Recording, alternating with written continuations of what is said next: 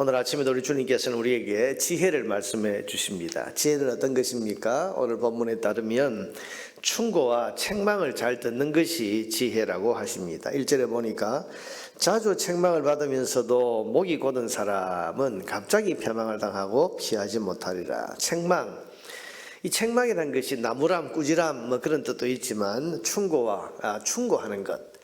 그래서 충고와 책망을 할 때에 이것을 자주 들으면서도 그것을 받지 않고 목이 곧은 사람, 그래서 자기 고집대로 행하는 사람, 이게 어리석은 사람, 패망하게 된다. 그러니까 지혜가 뭐겠습니까? 충고와 책망을 잘 듣는 것이 지혜입니다. 여러분 3절을 보세요. 지혜를 사모하는 자는 아비를 즐겁게 하여도 창기와 사귀는 자는 재물을 잃는지라. 지혜를 사모한다. 이게 뭐죠?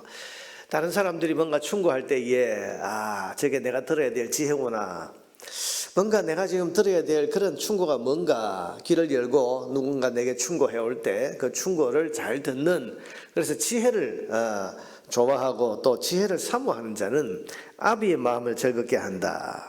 부모를 즐겁게 할 뿐 아니라 자기의 삶도 즐겁고 행복해집니다. 그러나 충고를 듣지 않고 창기와 사귄다, 제멋대로 행한다 그 말이죠. 방탕의 길로 들어서는 사람은 재산도 잃고 인생도 잃어버리게 됩니다. 여러분, 충고는 사실 우리가 듣기 싫기도 하고 자존심이 상해서 거부할 때도 있지만은, 그러나 오늘 말씀을 따르면 우리에게 비난이 아니라 진심이 담긴 충고는 잘 새겨 들어야 되고, 그걸 잘 새겨 듣는 것이 지혜자의 삶입니다. 사람들은 아첨을 하지요. 그래서 5절에 보면 이웃에게 아첨하는 것은 그의 발 앞에 거물을 치는 것이니라고 했습니다. 아첨하는 말은 다 듣기 좋아합니다. 근데 그건 그 앞에 거물을 치는 거다, 망하게 하는 거란 말이죠. 그러니까 아첨하는 말을 좋아하는 것이 아니라 진심 어린 충고를 우리가 분별해서 그 충고의 말을 잘 듣는 것이, 이게 지혜입니다. 오늘도 여러분 누군가 내게 참 비난이 아니라 진심 어린 마음으로 충고를 해온다면 그 충고에 귀를 열고 또 그 충고를 지혜로 알고 받아들이는 것이, 이게 오늘 우리가 지혜자의 삶을 살아가는 것입니다. 둘째로 지혜가 뭡니까? 공동체의 지도자로 세워진 사람이 공의롭게 정직하게 행하는 것이 공동체 전체를 행복하게 하는 공적인 지혜라고 할 수 있습니다. 여러분 2절에 보니까 의인이 많아지면 백성이 즐거워하고 악인이 권세를 잡으면 백성이 탄식한다. 악인이 권세를 잡고 지도자가 되면 그 공동체의 구성원 전체가 행복해지는 것이 아니라 탄식을 한다. 그런데 지도자가 굉장히 중요한 거죠. 그런데 지도자가 지금 공의롭게 행하지 않습니다. 여러분 4절에 보니까 왕은 정의로 나라를 견고하게 하나 뇌물을 억지로 내게 하는 자는 나라를 멸망시키느니라. 뇌물, 이 권세를 잡은 그런 지도자로 세워진 사람이 공의와 정직으로 행하지 않고 뇌물을 받고 부당하게 하면 그 공동체는 망하게 된다. 여러분, 지도자의 중요성, 성경은 지도자, 앞선자, 직분자의 역할을 굉장히 중요하게 다루고 있습니다. 여러분, 지도자나 또 그 공동체 구성원 한 사람 한 사람이나 인격적으로 다른 게 아닙니다. 또 그 삶의 가치가 다른 게 아닙니다. 그런데 그 역할이 굉장히 중요합니다. 지도자는 지도자로 세워졌을 때, 교회는 직분자, 이 직분자로 세워졌을 때 그 역할이 굉장히 중요하다, 그런 말입니다. 인격이 다른 게 아니고 가치가 다른 게 아니고 역할이 다르고, 그래서 그 역할이 굉장히 크다, 그런 말입니다. 어제 노회 장로고시를 하는데 면접을 하면서 물었습니다.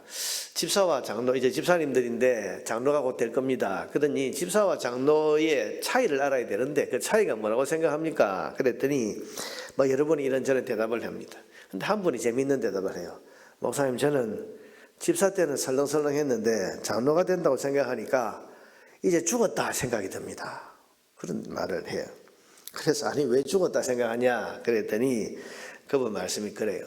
집사 때는 여러 집사님이 많으니까 여러 사람 가운데 묻혀서 그냥 대충 해도 됐는데, 자기가 장로가 된다고 생각하니까 장로가 되면 다 주목을 하고 다 어른이라고 바라보고 있으니까 이제는 적당히 못할 것 같아서 나는 이제 죽었구나 그 생각이 들더라, 그런 이야기를 솔직하게 했습니다.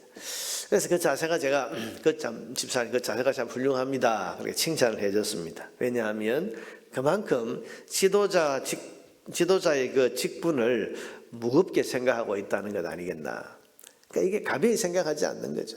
직분자가 된다, 혹은 또 지도자가 된다는 것을 굉장히 무겁게 생각한다. 그 마음가짐 계속 가지고 있어야 된다. 그런 말을 제가 했습니다. 여러분, 지도자의 수준이 공동체의 수준이 되고 지도자의 모범이 그 공동체 전체의 모습이 됩니다. 그러니 지도자가 지도자로서 공의롭게 정직하게 행하는 것이 그 공동체의 행복을 결정하는 공적인 지혜가 되지 않겠습니까?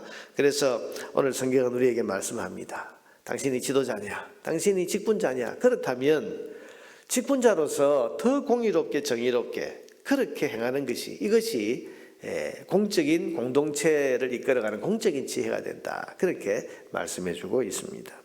셋째로 지혜가 뭡니까? 배려가 지혜입니다. 여러분 7절에 보면 의인은 가난한 자의 사정을 알아준다고 했습니다. 여러분, 가난한 사람, 곤란에 처한 사람의 사정을 알아주고 들어주는 것, 여러분 이것은 약한 자를 배려하는 따뜻한 마음입니다. 여러분, 배려가 없으면 사정을 알을 필요가 없죠. 알아주지를 않습니다. 그래서 7절 하반절에 보니까 악인은 알아줄 지식이 없느니라. 악한 사람 뭐냐? 다른 사람 형편을 안 살리는 거죠. 자기만 아는 거죠. 자기 감정, 자기 생각, 자기 주관, 이것만 중요하지 다른 사람의 생각이 어떤지, 형편이 어떤지, 사정이 어떤지 소위 배려할 줄 모르는 것이 이게 어리석은 거다. 그렇게 말씀을 합니다. 그래서 성경은 배려하는 것이 지혜다. 8절에 보니까 거만한 자는 성읍을 요란하게 하여도, 여러분 거만한 자가 왜 성읍을 요란하게 하는 거죠? 자기 감정만 생각하는 겁니다. 그러니까 남의 배려가 없는 사람은 자기 생각만 하고 자기 감정만 가지고 이렇게 주장하니까 온 동네가 떠들썩하고 시끄럽고 소란스러운 거예요. 그러나 남에 대한 배려를 하는 사람은 8절에 보니까 슬기로운 자는 노를 그치게 하느니라. 남에 대한 배려가 있는 사람은 다른 사람의 분노도 그치게 한다는 것입니다. 여러분, 이게 지혜로운 거 아닙니까?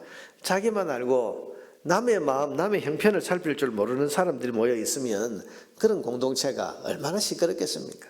행복할 수 있겠습니까? 그러나 서로가 서로에게 관심을 가지고 내 마음도 중요하고 내 감정도 중요하지만 저 사람의 형편은 어떨까? 저 사람의 사정은 어떨까? 그래서 배려하는 것.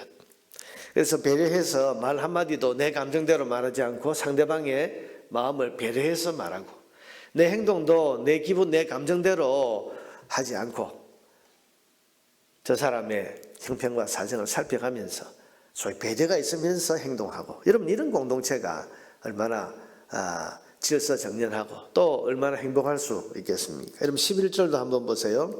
어리석은 자는 자기의 노를 다 드러내어도, 이 사람 자기밖에 모르는 거죠. 내가 지금 기분 나빠, 내가 지금 화가 났어, 내가 지금 마음속에 뭐 상처를 받았어, 이러면서 자기의 감정을 드러내는 것, 이것만 생각하는 거지. 이것 때문에 공동체가 어떻게 될지, 이것 때문에 저 사람들의 마음, 또 내 말을 듣는 저 사람들의 그 마음과 형편이 어떻게 될지 배려가 없는 거죠. 그래서 어리석은 자는 자기 노를 다 드러내어도 지혜로운 자는 그것을 억제하느니라. 억제한다는 것은 뭡니까?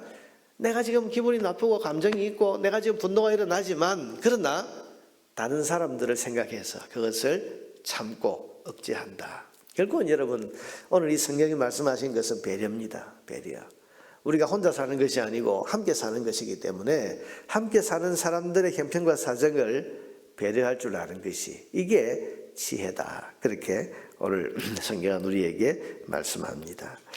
여러분, 우리는 계속 아침마다 지혜의 말씀을 듣고 있습니다. 근데 이 지혜의 말씀을 그냥 오늘 충고를 듣지 않는 그런 어리석은 사람처럼, 또 책망을 받으면서도 그걸 듣지 않고 자기 고집만 부리는 그런 어리석은 사람처럼 매일 아침 지혜의 말씀을 들으면서도 이 말씀이 내 삶과 아무 상관이 없고 나와는 아무 상관이 없는 것처럼 그렇게 여러분 지나가 버리면 우리도 나도 어리석은 사람이 될 수 있습니다. 우리 지혜자의 삶을 살아야 되지 않겠습니까?